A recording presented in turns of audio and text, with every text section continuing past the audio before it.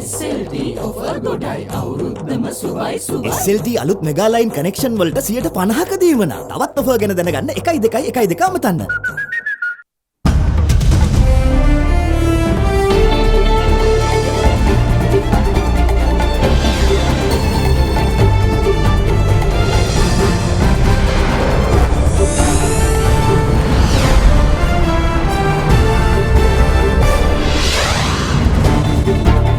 Tonight, fallout from Easter blasts.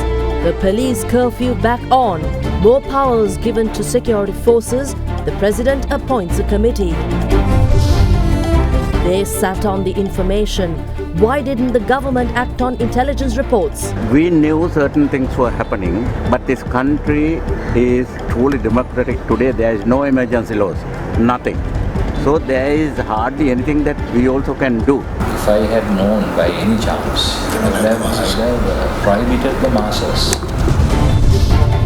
When wings are clipped, Army commander claims that his forces are powerless to intervene and calls for an emergency situation in the country. We are sorry. Government regrets not acting upon prior international intelligence information. All this and much more coming up tonight on Monday, the 22nd of April, 2019. From AdaDerana, this is AdaDerana First at 9 with Ndivari Amuwata and Mahesh Jani. Live from Studio 24 in Colombo.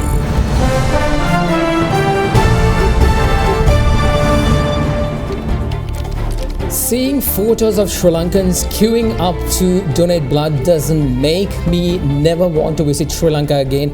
It makes me want to jump on a flight to Colombo right now. Now that was a tweet from a tourist who visited Sri Lanka very recently and showing her solidarity in Divri with the country right now, and also talking about the international support we've been getting throughout yesterday, the Eiffel Tower going dark, Real Madrid apparently spending about a minute of silence for the victims of the Sri Lanka Easter blast. Good evening, everyone. This is First to 9. As we pay tribute to the victims of yesterday's attacks that took Sri Lanka off guard, we'd also like to remind that this is once again, this is reminded as an international fight against extremism and terrorism. I'd like to read something that came from the US Secretary of State Mike Pompeo. He said that this is America's fight too, which means this Sri Lanka's attacks, one of the most serious in the recent past in Asia, has caught the attention of the entire world as nations come together to make sure that these violent attacks are not repeated elsewhere in the world. Of course, today there have been a lot of developments in terms of the aftermath of the multiple attacks we experienced here in Sri Lanka, with a controlled explosion too. But before that, we'd like to speak of some measures that were taken within Sri Lanka. Indeed, now the Easter Sunday day attacks which rattled the nation left many questions, with very few of them answered. According to official reports, the death toll from yesterday's view of morning explosions at 3 churches and 3 luxury hotels has climbed to 290, with the number of injured people placed above 500.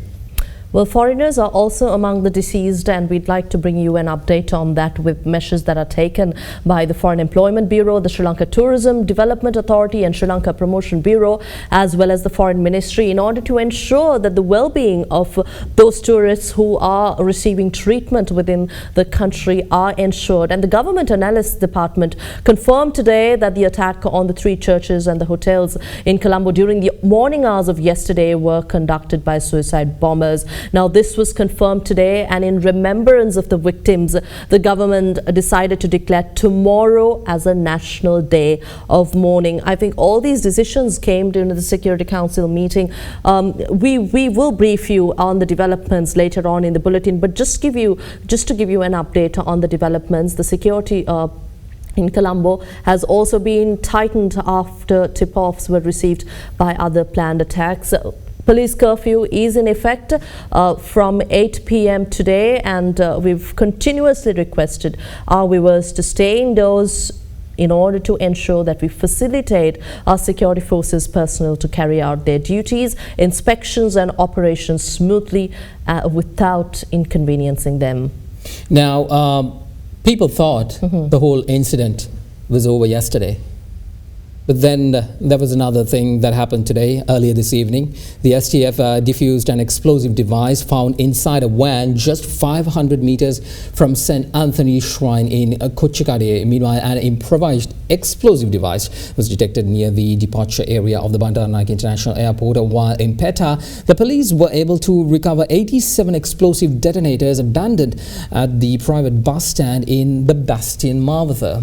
Well, according to the police, 24 suspects were arrested in connection with the series of explosions yesterday, among which 9 were placed in remand custody until the 6th of May. And also the International Police Agency is deploying an incident response team to Sri Lanka in order to assist authorities investigating the series of bomb attacks, which includes now this team by Interpol includes specialists with expertise in crime scene examination, explosives, counter-terrorism, disaster victim identification and analysis. I think, Mahish, we've been talking about the fact that this has drawn a lot of international attention with across the world, the UK, the USA, China, Russia, all of these countries, major, minor countries, coming together in support of this issue, because extremism and terrorism are not just limited to countries as Sri Lanka,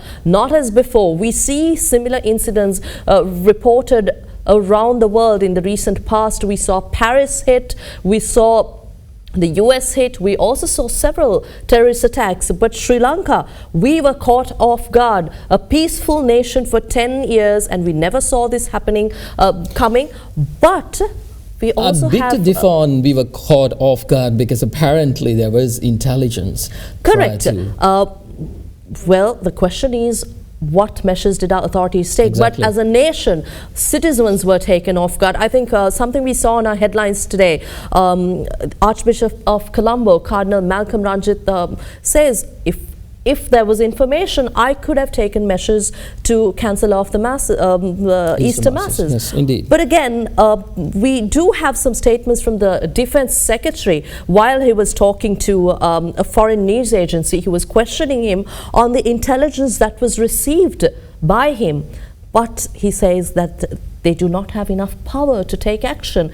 Well, these are questions that need answers, but we'd like to take you to the controlled explosion in Kotahena. Yes, there we heard a major explosion in Kotahena, but that was a controlled explosion. Measures taken by the bomb disposal squad and the STF to detonate explosive that was found in a van that was abandoned, and the explosion involved a vehicle, which was parked in the vicinity of the St. Anthony's Shrine in Kochikade.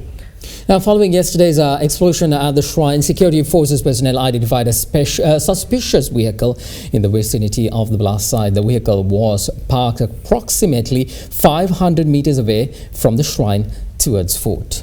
Well, security personnel, Mahish, conducted a search of the vehicle today and confirmed that it in fact contained a suspicious device.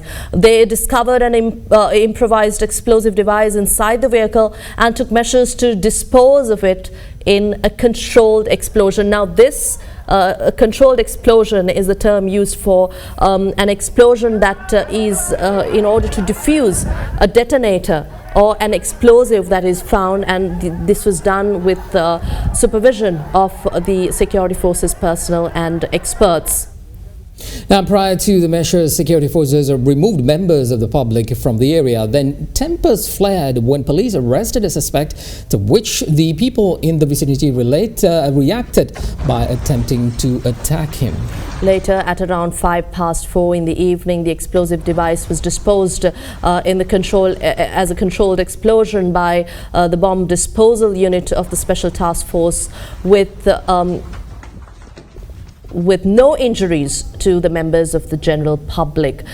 This is because, again, it was planned, and in the meantime, police said that 2 suspects might have arrived in the vehicle in question, and one of them was involved in yesterday's explosion at the Kochikade shrine in Kotahena. Police also said that the rear of the vehicle was converted with curtains which concealed 4 gas cylinders which were devised to be set off with the opening of a door of the vehicle. Now, several 1,000 rupee notes were also found on a seat which the police suspect was placed as a lure for someone to open the vehicle's doors, and meanwhile the vehicles in question was caught on camera being parked at the same spot yesterday. Footage from a dash cam of a vehicle recorded it, while also caught the blast at the Kochikade shrine. Later, the security forces launched a special search operation in the Kotahena area. Meanwhile, police also inspected another abandoned vehicle parked in front of the Navaloka playground in Valisara. During the search, officials also blocked the Colombo-Negombo main road for several hours. However, the inspection did not yield any explosives. So the road, Colombo-Negombo road from the Mahabagi junction, was reopened for vehicular traffic.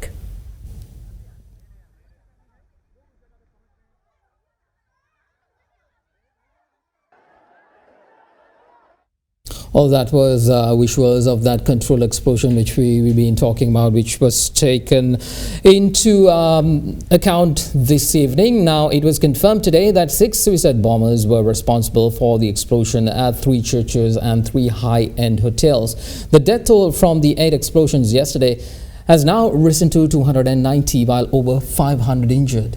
Yes, and in a series of raids, as we said, police arrested 24 people in connection with the attacks, and 9 of them are remanded until the 6th of May. Sri Lanka was scarred both internally and internationally following one of the most devastating and brutal attacks in the history of the country on Easter Sunday. Explosions during the morning hours at the St. Anthony's Shrine in Kochikade, St. Sebastian's Church in Negombo, Zion Church in Batticaloa, as well as the 3 luxury hotels in the heart of Colombo, the Shangri-La, Cinnamon Grand and the Kingsbury, brought a gruesome wave of terror to the country.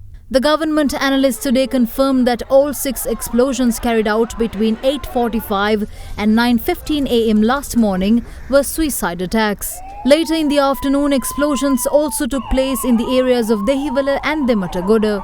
The injured are currently being treated at several hospitals, including at the National Hospital in Colombo. Relatives of the deceased, meanwhile, are arriving at the hospital premises to identify the bodies.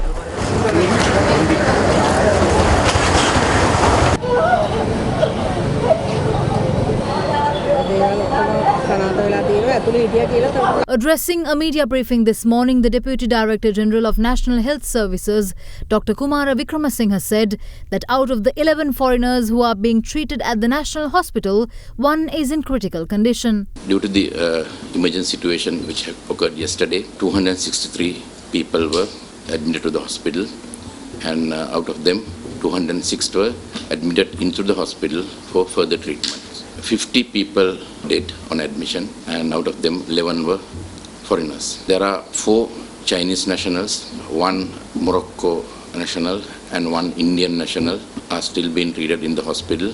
Only the Indian national is in an ICU. All other foreign nationals are not in critical condition. And other than that, there are 7 patients in critical conditions treated in an ICUs in National Hospital. There is no problem about supplies. We have got all these supplies ready, including blood.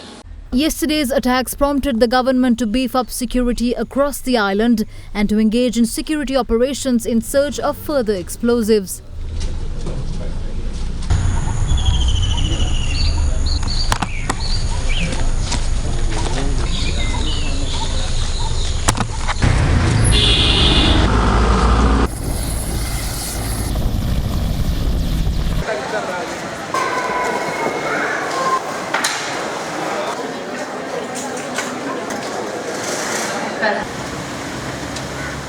It was during one of these security operations in the vicinity of the Bandaranaike International Airport last night that led to the discovery of an improvised explosive device. It was found near the departure area of the airport.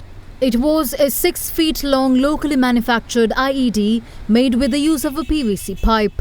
However, it was promptly detonated in a controlled explosion on the Adiambalama road near the airport by the explosive ordnance disposal personnel of the Sri Lanka Air Force.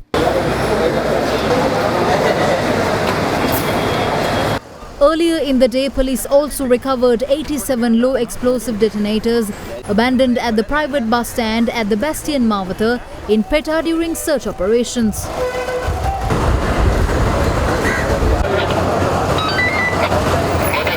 Thorough security checks continue to be performed on long-distance buses and their commuters.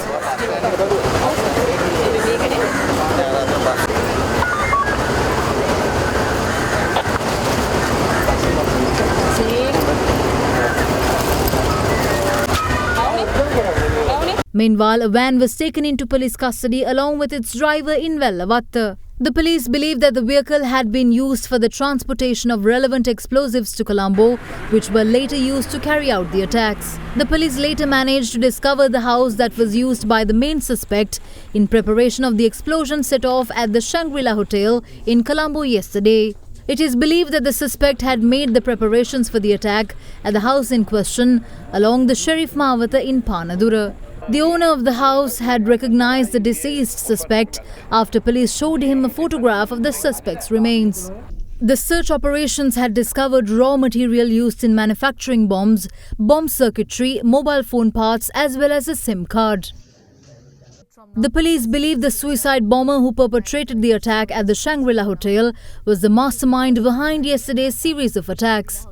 Security officials have identified him as Mohammed Qasim Mohammed Saharan, also known as Saharan Hashim, the leader of the extremist group so-called National Tawhid Jaman.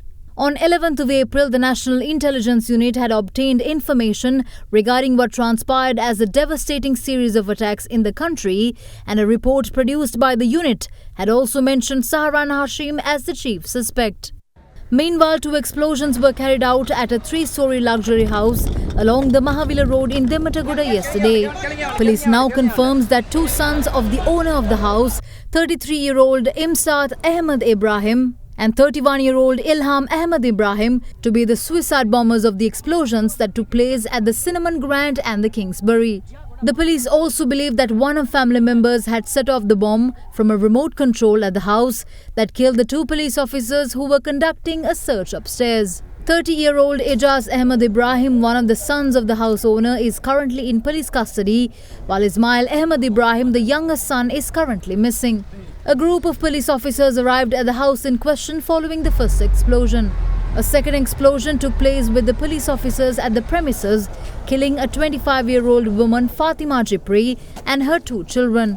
Investigations are currently underway to ascertain whether the explosions were set off with the use of a remote detonator or it was triggered manually by one of the residents. Meanwhile, 3 persons who were behaving suspiciously at a by-road near the house in question was arrested by the police today. The father of the suspect, 65-year-old Alhaj Yusuf Mohammed Ibrahim, was arrested by the police yesterday, and it has been revealed that he contested in the recent local authorities election representing the JVP. A total of 24 suspects have now been arrested in connection with a series of explosions by the Criminal Investigations Department. From that, 9 suspects who were apprehended pertaining to the blast at the Shangri-La Hotel was produced before the Colombo Magistrates Court today. The magistrate ordered their remand until the 6th of May. In the meantime, the suicide bomber involved in the Dehiwala rest house blast had set off the explosion when employees of the establishment attempted to search him out of suspicion. Head of the suicide bomber at the St. Anthony's Shrine in Kochikade was recovered last night, and the magisterial inquest was performed today. Meanwhile, the police have obtained the CCTV footage of the suspect involved in the attack at St. Sebastian's Church in Negombo. Investigations are underway to identify the suspect.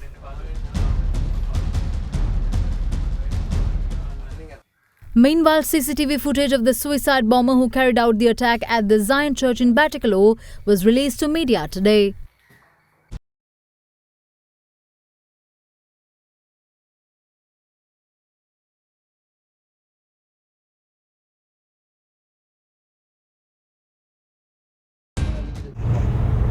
Following yesterday's explosions, the Shangri-La Hotel in Colombo, which also suffered a blast, decided to temporarily close it until further notice.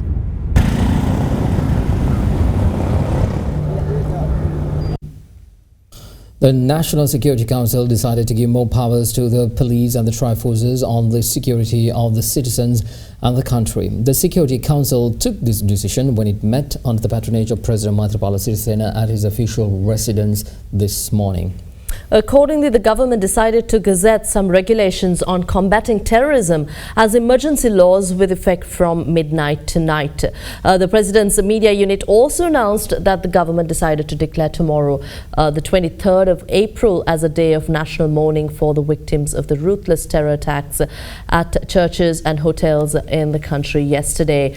The President will also meet foreign ambassadors and high commissioners in Sri Lanka soon and will brief the current situation of the country to them.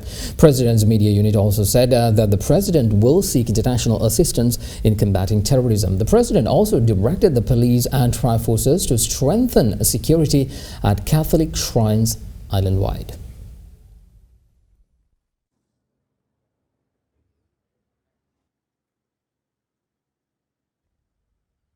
President Maithripala Sirisena today appointed a special committee to investigate the devastating attacks that took place at Catholic churches and high-end hotels on Easter Sunday. Headed by Supreme Court Justice Vijit Mallagooda, the committee will comprise also of former Inspector General of Police N.K. Ilangakon and former Ministerial Secretary Padmasiri Jaman. The committee will investigate causes and circumstances of the tragedy that shook the country yesterday and analyze events that led to the devastating attack. Following its investigations, the committee will then submit its report in the next 2 weeks.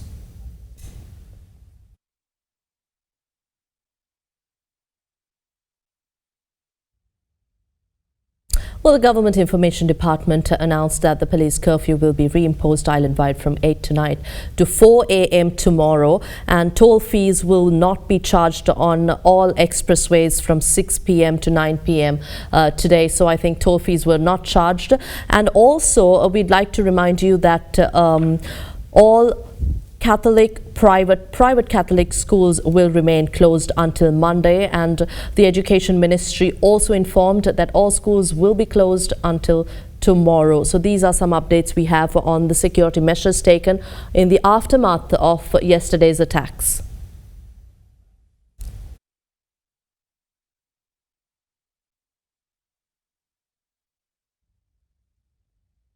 Secretary of Defense Hemasiri Fernando today admitted that information regarding a possible attack was available to the Defense Ministry, but did not expect an attack of this magnitude. Now, responding to a foreign journalist, the Defense Secretary said that they can hardly do anything with regards to detaining possible suspects since the state of emergency was lifted. Commenting on the claim of responsibility for the attacks, he said that a small, well-organized, powerful group is behind yesterday's attack. What your feelings are about this act and who you believe carried this out? So many information moving here and there and saying that the Defense Ministry was aware of it, and well, we knew certain things were happening, but this country is truly democratic today. There is no emergency laws, nothing. So there is hardly anything that we also can do. We can go to a certain extent, collecting information and things like that. This is a very unfortunate incident, and we are very, very upset, and we are very concerned about it. And we will make sure that we will tighten the security measures and see that nothing of this sort will take place again. What did your intelligence warning say? A small group, but very well organized and powerful, was responsible. And so most of the findings I will not be able to disclose. Your FBI is with us today, and the same way the Interpol is coming tomorrow. And we are going to dig into this, what has exactly happened, and how to prevent a similar thing happening in the future. You issued a warning, you had intelligence. We had to a certain extent, but it's little vague. But why wasn't the church protected? Why weren't all the churches protected? We have alerted the related agencies, and now, for example, even during the height of the war, right? We never provided security for the hotel. Hotel security was looked after by their own security. They always hired a senior military officer or a police. We are here to secure the security of the public, general public, and the property. Why weren't the churches protected if you had a warning? How many churches to be protected? But we informed that there is we never expected an attack of this magnitude. But you had warnings about a suicide bomber. Not to this extent. It's a isolated, maybe one or two attacks here and there and various things. We never expected it to be so big. Archbishop of Colombo, His Eminence Malcolm Cardinal Ranjit, questions the government's decision not to act on pre-existing intelligence reports which warned of a possible attack. During a meeting of the Interreligious Congress this morning, the Archbishop went on to say that the government should not weaken but strengthen intelligence service in order to prevent such tragedies from taking place in future. Meanwhile, the Buddhist clergy and representatives of the Muslim community expressed their condolences with the families of the victims.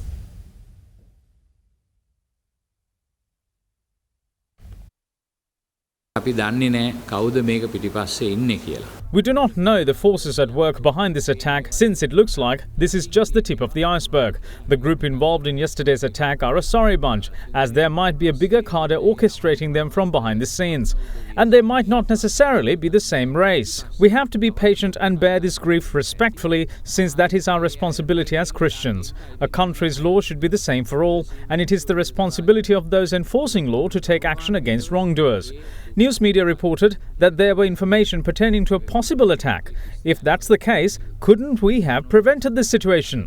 Why wasn't there any action? So it is important to strengthen the security forces. Security forces should skillfully unravel such infuriating acts which are dragging the country towards another war. To this end, they should use modern technology. We request the government to strengthen the intelligence services without weakening them. We had our hands on our heads when we came to know that this could have been prevented. මේක වළක්වන්නට තිබුණ දෙයක් කියලා දැනගත්තම අපි අපේ අත් දෙක ඔළුවේ ගහගත්තා. We would like to express our deep sympathy for the victims of the brutal incidents that took place yesterday across the country. Especially, I would convey my condolences to the Catholic community in this country. We look down the attacks targeted the churches in Colombo, Nigambu, Batiklo and other places. In general, irrespective of ethnicities and religious identity, Sri Lankans are committed to live in harmony. As Buddhist monks, we will get together with all the communities in the country to strengthen the interreligious and national unity in future. We object this sort of inhuman activities and will join hands to stop them in the future. We must avoid every kind of violent activity against other beings. Wish Sri Lanka peace and harmony.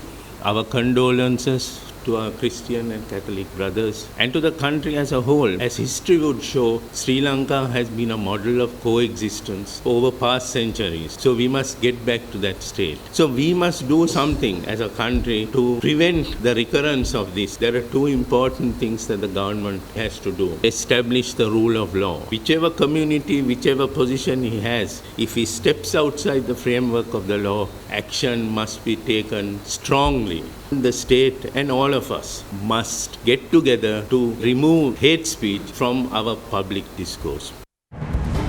Army Commander Mahesh Senanaga spoke to the media following his meeting with Archbishop of Colombo. Details of that story right after this break. Stay with us.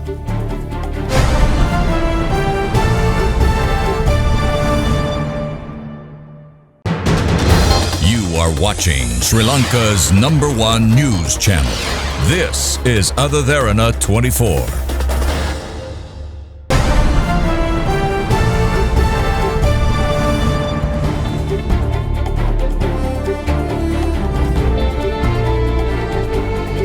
Welcome back, everyone. Now, 31 foreign nationals are identified to be among the dead in yesterday's attack. The fatalities were from Bangladesh, China, India, France, Japan, the Netherlands, Portugal, Saudi Arabia, Spain, Turkey, US, and the UK.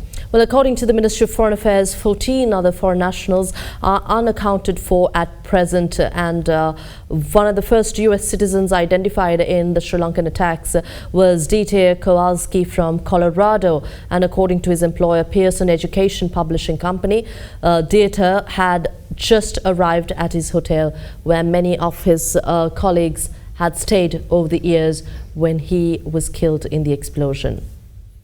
Meanwhile, the billionaire owner of the best-selling clothing chain in Scotland's biggest private landowner says that 3 of his children were killed in the Sri Lanka terror attacks. A spokesperson for father of 4, 46-year-old Anders Paulsson confirmed that 3 of the businessman's children were among the dead as they visited Sri Lanka over the Easter holiday. Paulsson, who reportedly has a net worth of 4.5 billion sterling pounds, is the second largest individual private landowner in the UK and Scotland's largest private landowner. Well, on behalf of the government, Minister of Health Dr. Rajitha Senaratne today apologized for the nation for not taking necessary measures despite the security officials having information regarding the devastating Easter bombings in the country. Now, Dr. Rajitha Senaratne went on to ensure that all victims will be compensated by the government. Accordingly, 100,000 rupees will be provided for the families of the deceased as funeral expenses, while they will also be provided with a compensation to the tune of 1 million rupees as well. Meanwhile, the injured will be compensated between an amount of 100,000 to 300,000 rupees. The minister went on to say that the government will bear all expenses to repair the damages at churches. Well, before we bring you some excerpts from the media briefing at Temple Trees today where Dr. Rajitha Senaratne spoke, we'd also like to bring out a statement which was made by Minister Kabir Hashim, who spoke at the same media briefing at Temple Trees this morning. Now, the Minister of Highways and Road Development, Kabir Hashim, expressed the government's strong commitment to restore normalcy for business and other economic activity within the country, especially to work with foreign embassies in ensuring that investor confidence on Sri Lanka is restored. Yesterday, the Prime Minister already instructed the Minister of Finance and the Secretary Finance to set up a committee with Honorable Iran Vikramaratne to look in and to ensure to give the confidence to all investors and also to speak to the share market, stock market and also to the exporters and to ensure and the tourism sector to do the necessary propaganda and to talk to the embassies. Yesterday the Prime Minister met with all the ambassadors of the European countries, ensured them of Sri Lanka's efforts to make everything normal. We have taken steps immediately. Countries such as Germany, France, in most of the European countries have undergone major attacks like this. This is not a first time. And those countries have rebounded in a week, in 2 weeks. It's up to us to come back, to give the confidence to the world that Sri Lanka will stand up to this. And as a government, we're going to take all those steps. We're going to go around the world and instill the confidence that Sri Lanka will take all steps to make it normal and to fight terrorism and to make sure Sri Lanka is safe for everybody. Well, Commander of the Army Lieutenant General Mahesh Senanayake requests the Army should be vested with more powers in order to carry out arrests or to detain suspects considering the current situation in Sri Lanka. Now, the Army Commander is also of the view that there should be a state of emergency in the country in order to facilitate investigations. Meeting with the Archbishop of Colombo, His Eminence Malcolm Cardinal Ranjit, the Army Commander went on to highlight the lack of coordination between the Sri Lanka Police and the Army in order to successfully work towards a common goal. අද මේ තිබෙන නීති රාමුව තුළ Within the framework of the present laws, Sri Lanka Army has no legal permission to act in this regard. At this point of time, the Army needs the authority to check and to make arrests at least for several days, even without the presence of a police officer. We have identified the particular network, and we have also discussed the measures that should be taken over the people identified within that network. We're discussing the measures that should be taken to find out their international links, local connections, the area of spread, and their future plans in order to prevent the public from being put in such distress. Clearly, there is a shortcoming on how the intelligence information was communicated. පරීක්ෂාව සම්බන්ධයෙන් වැඩිම experience එකක් තියෙන යුද හමුදාවට පහුගිය කාලේ සිදුවීම එක. එතකොට මේ ඔබතුමාලා බලාපොරොත්තු වෙන පරීක්ෂාව පමණක්ද එහෙම නැත්නම් පාර්ලිමේන්තුව හෙට රැස් වුණාම ඊට වඩා එහාට ගිය බලයක් බලාපොරොත්තු වෙනවා. අවසානයේ යුද හමුදාපති හැටියට මම කැමති. We expect powers beyond that, and as the Army Commander, I prefer if a state of emergency is declared. It is a must that we make arrests without the presence of a police officer. වෙන කෙනෙක් එන්නට ප්‍රථම. බුද්ධි තොරතුරු වාර්තා කිරීම පොලිසිය සම්බන්ධයෙන් වාර්තා කරා. යුද හමුදාවත් මේ සම්බන්ධයෙන් වාර්තා වුණාද මෙම සිදුවීම් සම්බන්ධව? අවංකව මේ සිද්ධිය පිළිබඳව. To be honest, the Army is not aware of these attacks, whereas Sri Lanka Police was aware of this. This is connected to the Vanatha-Villua discovery. There are shortcomings in not working together in this case. සිදු නොකරපු එක ගැන. යුද හමුදාව දැනුවත් නැහැ කියන්නේ යුද හමුදා බුද්ධ්‍යංශයේ ඔබතුමාගේ කාලේ බිඳ වැටීමක් වෙලා තියෙනවද? එහෙම නැත්නම් දැනුවත් කිරීමක් ඔවුන්ගේ ඒක ඉන්ට් එක හැසිරෙනවා නමුත් ඒවා ක්‍රියාත්මක වෙන්නේ නැද්ද? ලැබෙන තොරතුරු මැදිද මොකක්ද මෙතන වෙලා තියෙන්නේ? අපිට තියෙන බලතල නැතිකම නිසා අපි Due to us not having the powers, we have to give this information away to someone else and they should act accordingly.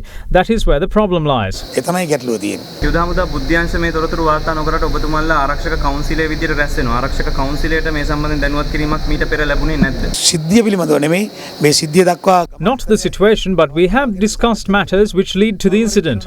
If someone says that the country's Security Council does not convene, no, that is not the case. It does convene. It should not necessarily convene under the banner of Security Council. If the relevant information is discussed by relevant personnel, that is the Security Council. ඒක තමයි ආරක්ෂක කවුන්සිලය කියන්නේ. මේ සංවිධානය ඉතා කුඩා සංවිධානයක්. This is a very small organization, but we cannot say no. When we look at the material used, it has the hallmarks of international training. That training might as well be in Sri Lanka. The explosives are international standard as well. They could be aided financially by a foreign country. අයිවාදයෙන්ම පිටරටකින් සහයෝග දෙන්නට පුළුවන්. Well, Army Commander was not the only one to meet the Archbishop of Colombo, as the former Defence Secretary Gotabaya Rajapaksa also had an audience with the Cardinal today. Was there lack of action after intelligence reports on the possible attacks? We'll find out more after this short break as Harin Fernandez speaks.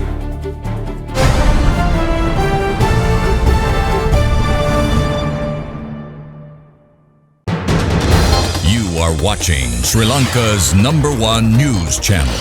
This is AdaDerana 24.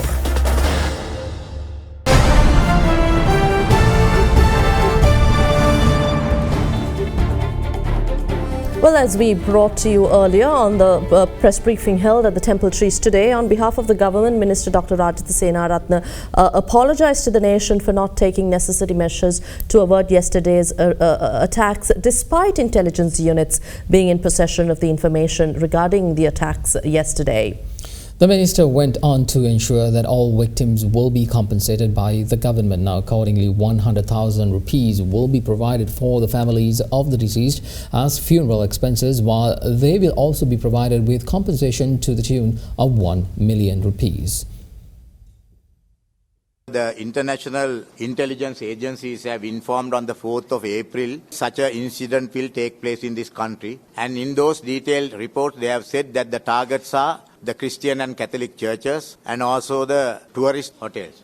On the 9th of April, Defence Ministry has informed this situation to the IGP. They have given a list of suspected terrorists also as Sarran Hashmi, Jalal Kital, Rilwan, Sajid Maulavi, Sahid, Millan and others as such. And on the 11th of April, there is a circular by the DIG of the Special Security Division sending to all the security institutions, especially the VIP security divisions, cautioning them about this situation, and they have given a detailed report about what is going to happen with all the warnings, with all the details given. Everything had happened finally. So we are very sorry as a government, we have to say, and we have to apologize to the families and the other institutions about this incident. So only problem is, even when we met the PM at the cabinet meeting yesterday, about his knowledge, he was not aware of anything. Being the Prime Minister, after the October 26th incident, when the government was restored again, he had never been summoned to the Security Council meetings. And not the State Minister of Defence also. Now yesterday, he summoned the Security Council because the President is not there in the country as the second person in charge. But the Security Council refused to come. This is the first time in the history that we heard the Security Council refused a request by the Prime Minister of this country. So therefore, he went to the Defence Ministry on his own. He was kept about 20 minutes out of the meetings. Yesterday we had a cabinet meeting in the evening. All the cabinet ministers requested that they want to meet the Security Council people. So the Prime Minister from there, he said our cabinet want to meet you all to come here. But they never came. That is the Security Council here. But the President arrived last night and informed the Prime Minister to attend the Security Council meeting for the first time after October 26th, and the State Minister for Defence also to come for the meeting this morning at 9 a.m. He attended. Yes. So would you say the worst situation is over? We think so, but it is not all that, because we have got the information about everything. There are some more. Already about so many arrests are being done. So we hope the majority, the security forces say that they are suicide bombers. So with that, we are doing all the raids. The training places have been identified and we have raided already. So we have taken all the actions by now. You said there are some suicide bombers involved, and we know that there are 7 people involved. Are there any foreign nationals among them? And you also said that there is an organization identified, and can you name that organization? The organization is National Tawfiq Jaman. This is a local organization, but we don't know whether they have been linked to the outside. As a minister representing the Muslim community, all of us ministers as well as religious leaders, we have discussed this matter after the incident and before the incident also. Several times we have met, and we are outraged, and we are expressing our deepest condolences to our Christian brothers and others who have lost their lives. While we are shocked and dismayed at the scale of these incidents, it shows a very deliberate and well-planned and sophisticated bomb blast in every occasion. What is being done among the community, among the mosque level, to address this situation? Have you all discussed with the religious clerics? Any extremism within the community, there has been efforts for a very long time within the community. We are addressing it in our mosques, and we have also opened our mosques to outsiders to come and interact with us.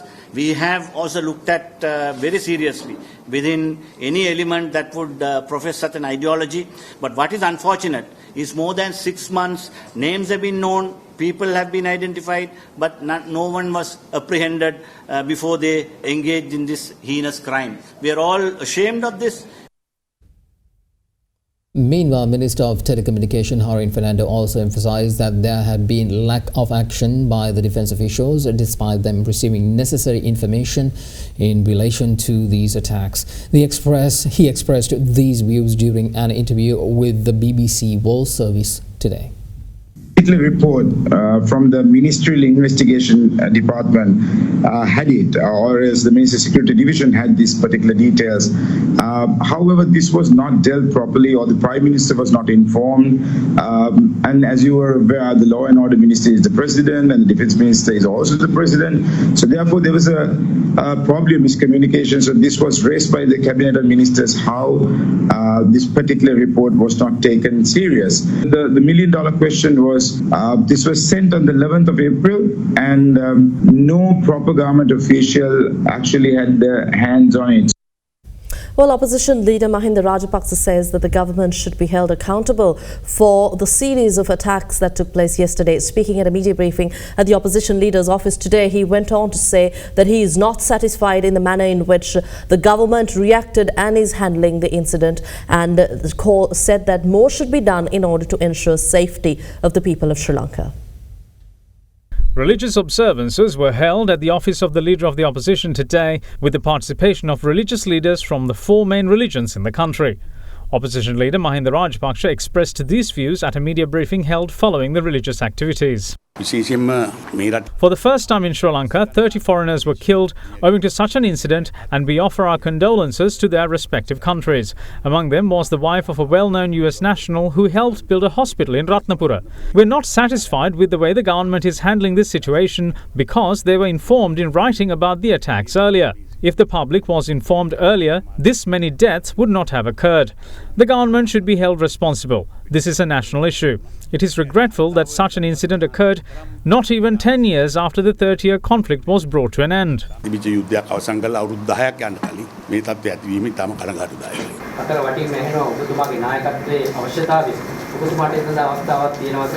ජනතාවගේ අතේ තමයි තියෙන්නේ නායකත්වය දෙන එක. ඒකට ඉස්සෙල්ලා මැතිවරණ තියන්න එපා. This letter came along with a report by the intelligence units, but half of the personnel in the intelligence units are in jail. If you jail the rest, this country will be in peril. I saw a post on Facebook saying that the intelligence is asleep. There was a reply saying, what else to do in jail other than sleep?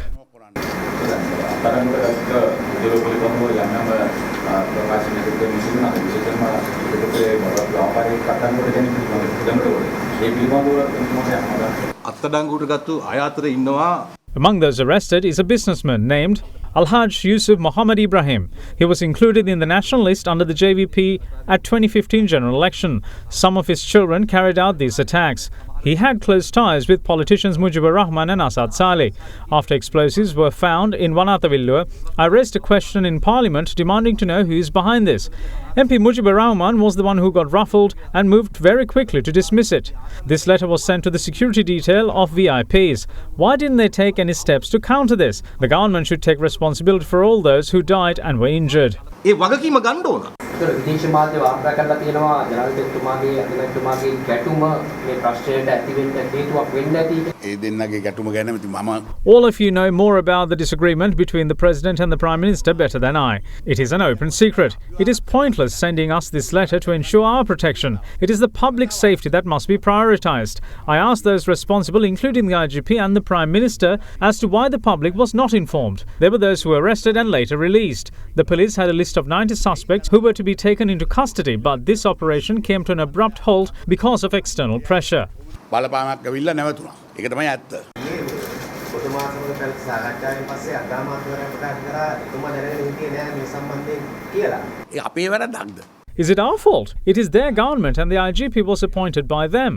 The police media spokesperson could not say or do anything because an order would have been issued from the top. These are the questions we have. මේක තමයි අපිට තියෙන ප්‍රශ්නේ. ඔබතුමාලාගේ ආරක්ෂක අංශවලට මේ දැනුවත් වුණා නම් සමහර වෙලාවට ඔබතුමාලාත් මේ දැනුවත් වී සිටින්නේ නැති. මේක අපේ The chief of those responsible for our security received this letter and worked independently, but did not tell us anything about it. ඒකනේ ඔබතුමාගේ ආරක්ෂක මගේ ආරක්ෂක මම දන්නවනේ නුවරඑළිය යනවායි. අර පස්සේ ඇවිද ඇවිද දේවාල වලටයි පල්ලි වලටයි. දවස් 4කට විතර ඉස්සෙල්ලා කලගන්නවා. ඒ නිලධාරි වැඩි කලේ මොකද කියලාවත් අපිට කිව්වේ. දැන් බලන්න motorcycle එක. During my tenure, there was a report of a motorcycle that travelled from Colombo to Galle and then disappeared. It was later found in Kathankudi. It was reported that the motorcycle was detonated by remote control. As soon as I got to know about this, I wanted to verify this information from the police, which was confirmed. I then told the chief of police that this could be the beginning of some terrorist activities and to investigate it further. I met with a group of people on that very day, including Gotabaya Rajapaksa, and informed of this incident, and I requested they be careful. These reports were concealed by the present government. Well, with that, we end tonight's edition of First at 9. Thank you very much for joining us. I'm Mahesh Johnny. And I'm Interreligious. Good night.